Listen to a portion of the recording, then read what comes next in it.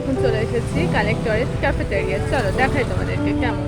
এটা বড়বড়িক স্কয়ার ফিল্ডের পাশে। চলো তোমাদেরকে দেখিয়ে দিই কেমন হোটেলটা। তো আমি বাইরে থেকে দেখানো স্টার্ট করলাম, রাস্তা থেকে। এই দেখো, এটা হোটেলের গেট। এবার ভেতরে আমি ঢুকছি আস্তে আস্তে।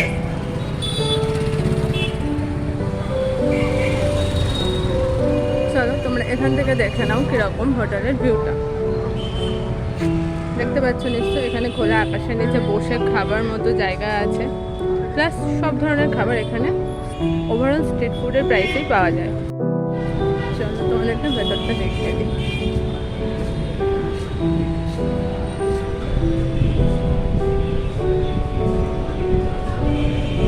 খুব সুন্দর এখানকার অ্যাম্বিয়েন্স। এখানে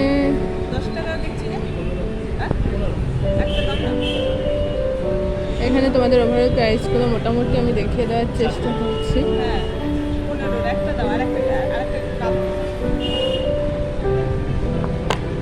ওভারঅল স্ট্রিট ফুডের প্রাইসে তোমরা এখানে খাবারগুলো পেয়ে যাবে।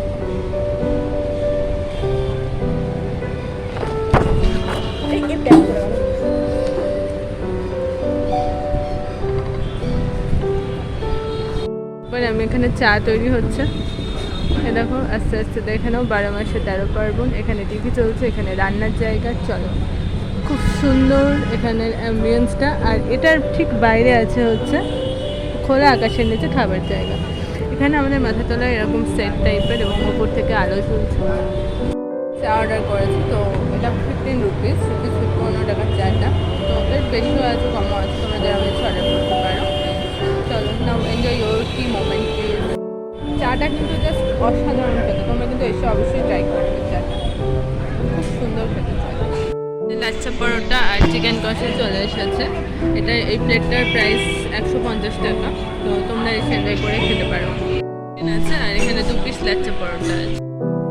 এখন আমি খেতে বাড়িতে চলে এসেছি, এবার আমি ঘুমিয়ে পড়বো। চলো কালকে আবার তোমাদের সাথে দেখা হবে। Good night.